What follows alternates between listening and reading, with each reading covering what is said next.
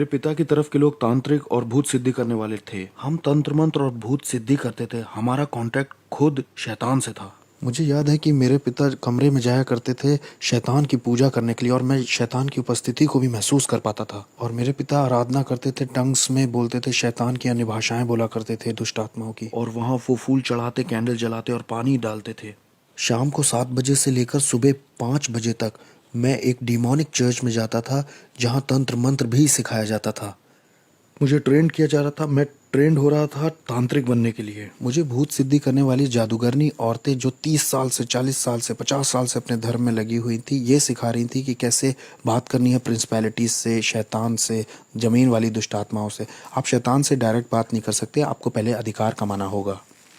मुझे याद है 1 या 2 हफ्ते बाद लगभग मैं स्कूल के बाहर थोड़ी मस्ती कर रहा था, अपने दोस्तों के साथ मज़े ले रहा था, और मैंने सुना कि कुछ नीचे गिरा। वो एक वुडू नेकलेस था। मैंने उसे उठाया और पहन लिया। उसमें बहुत सारे रंग थे, और ये नेकलेस ही मेरा शैतान के साथ पहला कांटेक्ट था। कुछ समय के बाद हम टैरो कार्ड रीडिंग करने गए। वहाँ मैं जब गया तो मैं लगभग 10 साल का था, मैं छोटा ही था। वहाँ पर जो औरत भूत सिद्धि करती थी, टैरो कार्ड रीडिंग करती थी, वो विच लेडी, उसने मुझ में अपनी आंखें बिल्कुल धंसा दी। वो बिल्कुल मुझ पर फिक्स हो गई। हमें ये लड़का चाहिए, हमें ये लड़का चाहिए ही चाहिए। हम इसे सेंटेरिया का रिसर्च करने वाला बनाएंगे, और ये स्पिरिचुअलिज्म को भी आगे बढ़ाएगा। स्पेनिश में आत्माओं की साधना करना डिमोनिक है, और सेंटेरिया संतों की पूजा कहलाती है, लेकिन वो है दुष्ट आत्माओं की पूजा। और अगर ये तुमने हमें नहीं दिया तो ये 30 दिन में अपनी आंखें खो देगा। मेरी माँ होने के नाते मान गई, और उसने अपना फर्नीचर बेच दिया, उसने अपना बेडरूम सेट बेच दिया सिर्फ $250 जुटाने के लिए, ताकि मेरी पहली सेरेमनी हो। इस औरत ने मेरी माँ के दिल में बहुत डर बैठा दिया था, और मेरी माँ ज़मीन पे सोने लग गई क्योंकि उसके पास बेड नहीं था, और वो ये भी नहीं चाहती थी कि मेरी आंखें खोएं। तो इन लोगों ने मुझे अंधकार की दुनिया में आगे बढ़ाया जब मैं 10 साल का था। फिर पहला एनकाउंटर जो मेरा हुआ, मैं जब 10 साल का था, वहाँ डेविल आया और उसने ऑफरिंग भी कबूल कर ली। मेरी जिंदगी अब शैतान को सौंप दी गई थी, और उन्होंने मेरे गले में 5 मालाएं पहनाई। ये 5 तरह की बड़ी दुष्ट आत्माएं थीं जो आसमानी मकामों में रहती हैं। ये शैतान के नीचे होती हैं। उन्होंने ये मेरे गले में पहना दिया, जिन्हें सेंटेरिया कहते हैं। उन्होंने कहा कि यही रूहें आज से तुम्हारी मदद करेंगी, और ये तुम्हारे स्पिरिचुअल गार्डियन एंजल्स हैं, और अब से यही तुम्हारी आगे को फिक्र करेंगे। 13 साल का होते होते मुझे शरीर से आत्मा को अलग करना आ गया था, और मैं शरीर घर में छोड़कर स्पिरिट रेल्म में निकल जाता था, अलग क्षेत्रों में, और जाकर वहाँ श्राप बोलता था। अंधकार का साम्राज्य बढ़े और आस पड़ोस श्रापित हो जाए। यहाँ पर होमोसेक्सुअलिटी आ जाए, यहाँ पर डीमंस आ जाए, यहाँ पर spirit of murder, spirit of suicide आ जाए। मुझे अपने आस पड़ोस में ये सारे चैनल्स चलाना आ गया। 15-16 की उम्र आते आते मैं हॉस्पिटल्स में जाके आईसीयूज में मौत हो जाए ऐसा बोलता, दूसरे कमरों में मौत हो, ये इंसान मर जाए, ताकि डेविल की नज़र में मेरा लेवल या मेरा ओहदा और बढ़ सके, और मैं न्यूयॉर्क सिटी का सबसे बड़ा डेविल वर्शिपर बनना चाहता था। शैतान मेरा बाप बन गया, उसने मेरे बाप की जगह ले ली। मैं एक हवा के हाकिम को दूसरी जगह भेज सकता था, नीचे जमीन की दुष्ट आत्माओं को दूसरी जगह भेज सकता था, ताकि उस जगह की चर्च बंद हो जाए, चर्च की ग्रोथ बंद हो जाए, और लोगों के सेव होने के सारे मौके छिन जाएं। मुझे याद है कि एक बार हमारे पड़ोस में निकी क्रूज का ग्रुप आया हुआ था। वो उसको ट्रूस बुलाते थे। वो चलते चलते वर्शिप करते हैं, फिर वचन का प्रचार करते हैं, फिर कहीं और निकल जाते हैं और वही करते हैं। और मैं इनके पीछे कुछ इस तरह से लगा कि इन्हें पीछे कर दूं, इन्हें कुचल दूं। और ये जवान बच्चे थे, कोई 18, कोई 19, कोई 20, कोई 16 ऐसे थे। और मैंने कहा कि ये मेरे पड़ोस में कैसे ये गंदे गाने, ये कूड़ा मेरे बगल में बजा सकते हैं, जिसे आज हम आराधना कहते हैं। ये गंदे गाने थे मेरे लिए। अब मैं इनके पीछे पड़ के इन्हें बर्बाद कर दूंगा। जब मैं वहाँ ऊपर गया तो जहाँ मतलब वो लोग थे, वहाँ एक आँख की दीवार थी जिससे मैं उन्हें छू नहीं पा रहा था और ना उसके पार जा पा रहा था। किसी चीज़ ने मुझे रोका। जितनी बार भी मैंने आत्मिक शक्तियों को बोला जाओ, तो वो नहीं जा पाई, वो रुकती रहीं, और मैं कभी भी उन बच्चों को छू नहीं पाया। मैंने कहा कुछ तो सही नहीं है, कुछ तो ऐसा है जो सही से नहीं हो रहा। फिर मैं वहाँ से निकल गया। मैंने कहा अब मैं इनके साथ नहीं लगूंगा, इन्हें अकेला छोड़ देता हूँ। ठीक है, ये पहला राउंड जीत गए। मैंने कई क्रिश्चियंस को घुटने पिला दिया, दुआ के लिए नहीं, क्योंकि उनमें ताकत ही नहीं थी। इसलिए नहीं कि आपका परमेश्वर ताकतवर नहीं था, मुझे गलत मत समझिए। परमेश्वर तो ताकतवर था, लेकिन बर्तन कमजोर था। बर्तन का कोई प्रार्थना का जीवन नहीं, ना कोई उपवास का जीवन, और ना परमेश्वर से इसका संबंध सही है। ये व्यक्ति भक्त जैसा बस बाहर से दिख रहा है, लेकिन कोई शक्ति नहीं है। ये व्यक्ति कमजोर है और इसके जीवन में कुछ हो भी नहीं रहा है। इसके पास बाइबल भी है, इसके पास कपड़े भी सही हैं, इसके वस्त्र सही हैं, लेकिन इसका कोई जुड़ाव नहीं है यीशु के साथ, क्योंकि ये उसकी इच्छा से बाहर है, उसकी प्रतिज्ञाओं से बाहर है और इसके डिवाइन पर्पस से भी बाहर है। इसलिए मेरा उस पर अधिकार है, मैं उसको गुलाम की तरह बना लूंगा, मैं उसे तोड़ दूंगा, उसके साथ तंत्र मंत्र करूंगा, मैं करता जाऊंगा एक मसीही से दूसरे मसीह, एक चर्च दूसरा चर्च, कई सारे, मैं हर वो चीज गिराता जाता जो यीशु के क्रूस को दिखाती थी। और फिर मुझे याद है जब मैं सोने गया, बहुत गहरी नींद थी और मैंने एक टी शर्ट मुंह पे डाली, मैं सो गया और मैंने देखा कि मैं एक ट्रेन में हूँ, उसमें बहुत सारे लोग हैं, मैं कुछ समझ ही नहीं पा रहा था कि मैं ट्रेन में क्या कर रहा हूँ। ये ट्रेन इतनी तेज चल रही थी कि आप समझ नहीं सकते, मैं पृथ्वी पर इतनी तेज किसी चीज़ में नहीं चढ़ा। और ये ट्रेन नर्क में आ गई, यीशु मसीह मुझे नर्क ले आए। और जब मैं नर्क में पहुंचा तो वो ट्रेन दरवाजे से बहुत कस के लड़ गई, एक इतनी तेज़ आवाज़ हुई कि सब खुल गया और बहुत गर्मी बाहर आ रही थी, न जाने कहाँ से। वहाँ सांस लेने में भी बहुत दिक्कत हो रही थी। मैं ट्रेन से जैसे बाहर आया तो उसमें जो लोग थे उनके चेहरे नहीं दिख रहे थे, लेकिन उनके चेहरे पर डर दिखाई दे रहा था। वो डर आप महसूस कर सकते थे। ये डर इस बात का था कि आप वहाँ से कभी बाहर नहीं निकलेंगे। और ये जगह पूरी भरी हुई थी। वहाँ वो बहुत अजीब सा, बहुत अजीब। और जब मैं आगे गया तो वहाँ मुझे याद है आगे शैतान मिला। उसने कहा मैं तुम्हारा बाप था। वो डिमोनिक टंग्स में बोल रहा था कि मैं तुम्हारा बाप था, मैंने तुम्हें सब कुछ दिया जो चाहिए था, मैंने तुम्हारी केयर की, मैंने तुम्हें आशीष दी, मैंने तुम्हें प्रोटेक्शन दी, मैंने तुम्हारे लिए लोगों को मारा है, तुम्हारे लिए सब कुछ किया, तुम्हें पावर दी, तुम्हें तुम्हारा नाम बनाया इस साम्राज्य में।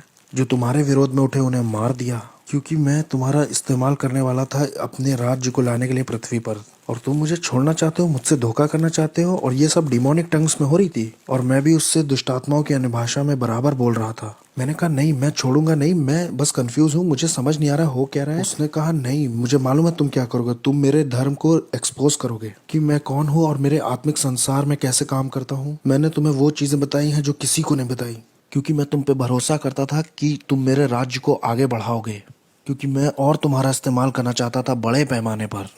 और कंफ्यूज होके उसने मेरी मेरी गर्दन पकड़नी चाहिए। और जैसे ही मुझे मारने के लिए उसने गर्दन पकड़नी चाहिए, एक क्रॉस मेरे हाथ में यीशु मसीह का आया। और न जाने 3-4 क्रॉस कैसे नर्क में आ गए जब मैंने ब्लू शॉर्ट्स और टी शर्ट पहन रखी थी। और जैसे ही मैंने वो क्रूस उसके ऊपर छुआया, वो ऐसे पिघल गया जैसे वो कोई बच्चा हो। वो एक बच्चे की तरह जमीन पर गिर पड़ा और उसमें कोई ताकत नहीं थी। और फिर मैंने उस मौके का फ़ायदा उठा करके भागना शुरू किया उस तरफ जिधर दरवाज़ा लग रहा था मुझे, या शायद वहाँ कोई मुझे दरवाज़ा दिखाई दे जाए। जो मेरी उम्मीद थी, वहाँ वहाँ आशा जो थी वो ऐसी थी जैसे वहाँ किसी तरह की कोई आशा ही ना हो। वहाँ कभी ऐसा नहीं लगता कि आप बाहर आ पाएंगे। बस बस यही आपका द एंड है। जिस डर ने उस वक्त मुझे पकड़ रखा था वो डर मैं समझा नहीं पाऊंगा, ऐसा डर मुझे कभी नहीं लगा। मैंने उस तरह की निराशा कभी महसूस ही नहीं की थी। ये बिल्कुल स्वर्ग का ऑपोजिट था। वो खुशी और आनंद का ऑपोजिट था, शांति का ऑपोजिट था, जीवन और उजियाले का ऑपोजिट था। ये जगह तो अंधकार और तड़प की जगह थी। अगर अगर मैं यहाँ रहता हूँ तो मेरे परिवार मुझे कभी नहीं ढूंढ पाएगा कि मैं यहाँ हूँ। मेरी पत्नी, मेरी बेटी मुझे कैसे ढूंढ पाएंगे, कैसे देख पाएंगे अब। जब मैं उस सुरंग के और गहरे में जा रहा था, ये सोचते हुए कि वहाँ शायद कोई दरवाज़ा हो या किसी तरह की कोई दरार वहाँ हो, वहाँ शैतान फिर से दिखाई दिया और उसने कहा कि मैं तुम्हें मार दूंगा। अब समर्पण के समय में मैंने तुम्हारे शरीर पर कुछ दुष्ट आत्माओं की भाषा में निशान बनवाए थे जो मेरे कॉन्ट्रैक्ट हैं, इससे मैं तुम्हें मार दूंगा। उसने कहा अरे बेवकूफ़, ये मेरे निशान है, ये इस बात के निशान है कि मैं तुम्हारा मालिक हूँ, मैं तुम्हारा मालिक हूँ, कोई और तुम्हारा मालिक नहीं है, मैं हूँ। या तो तुम मेरे लिए जियोगे या तो मरोगे। और फिर जैसे ही उसने अपने हाथ बढ़ाए मुझे दोबारा पकड़ने के लिए, मैंने तो सोचा मेरी कहानी ख़त्म। अब वो मुझे दूसरी बार पकड़ने आया है। क्रूस यीशु मसीह का बीच में आ गया, नर्क में।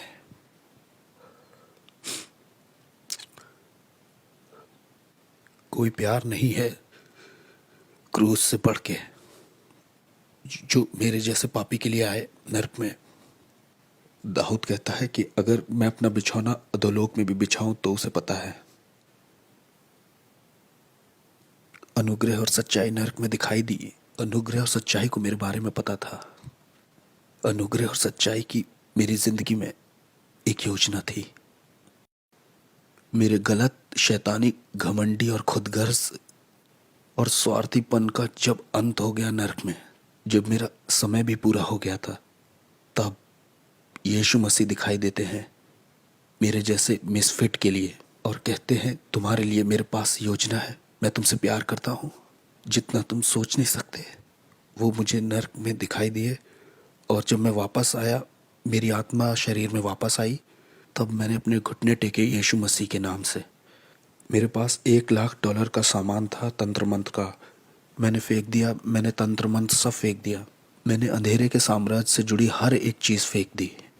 हेटी के लोग और क्यूबा के लोग और मियामी न्यूयॉर्क के लोगों ने सोचा कि इसे मार दे क्योंकि ये बहुत जानता है, क्योंकि इसे बहुत कुछ पता है, इसलिए इसे मारना चाहिए। हमें इसे मारना ही होगा क्योंकि ये बहुत कुछ जानता है।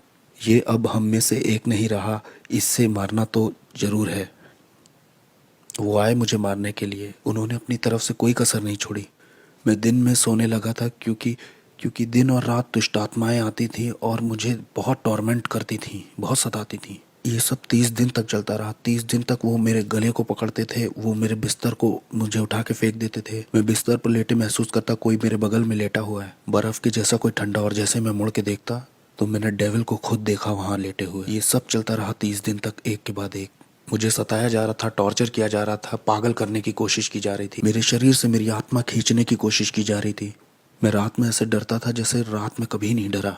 30 दिन तक मैं चिल्लाता रहा और मुझे प्रार्थना करना भी नहीं आता था, सिर्फ बोलता था जीसस जीसस जीसस। प्रार्थना आती नहीं थी तो वो बहन तो इस तरह से चर्च में प्रार्थना करती, लो वो भाई ऐसे प्रार्थना करता है। मैं सारी दुआओं को मिला जुला के करता था ताकि मैं अपनी ज़िंदगी के लिए लड़ सकूं। और एक दिन ऐसा हुआ कि मैं चर्च में आराधना कर रहा था और मेरे दिमाग में सवाल चल रहे थे कि क्यों तूने मेरे साथ ये सब होने दिया प्रभु। और उस दिन मैंने ये आवाज़ सुनी कि मैं देखना चाहता था कि तुम मुझसे कितना प्यार करते हो। और उसने कहा मैं देखना चाहता था तुम कितना भरोसा करते हो मुझ पे। और उस दिन के बाद से शैतान कभी आगे को मेरे पीछे नहीं पड़ा। मैं यीशु के लिए एक इवेंजलिस्ट बन गया।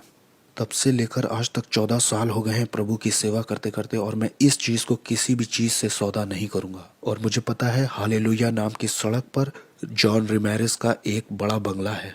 एक दिन वो कहेगा तेरा स्वागत है विश्वास योग्य दास।